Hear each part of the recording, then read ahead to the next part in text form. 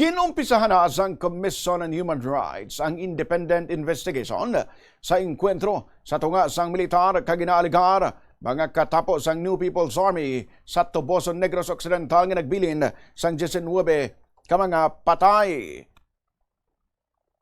Suno sa komisyon, ginhimo ang investigasyon pagi sa ilang opisina sa Negros Island Region. Ini kasunod sa impormasyon halin sa local human rights advocate nga among nagtulod sa komisyon nga makig-angot sa civil society organizations, local authorities, kag security forces lakip ng pagpakig-angot sa mga pamilya para sa retrieval sang pamilya sa pila ka mga bangkay sa Toboso kag Escalante. Ginmuno man sang komisyon ang ginatos ka mga pamilya nga nagbiya anay sa ilang mga balay matapos ang encounter.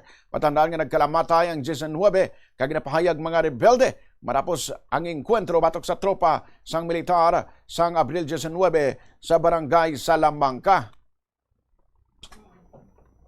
Lakip sa mga patay among duha ka Filipino-Americans nga sanday Lyle Prijoles kag kay Dana Rinsorim.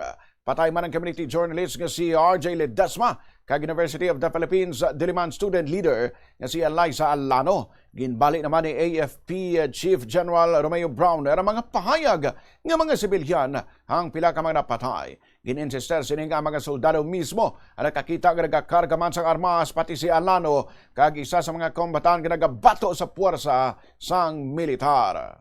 The evidence is there. All of them are armed. Pati si Eliza Alano na sinasabing inosenteng estudyante, hindi. No? If she is innocent and she has no intentions of joining the armed group, then bakit nung nakita siya, naka-rig siya, combat rig, no? Yung vest, kung saan may mga, nandito yung mga magazines. She was armed. She was fighting. Kitang-kita ng mga sundalo natin na lumalaban sila. Ang ating mga sundalo ay hindi human rights violators. In fact, we respect the human rights of people.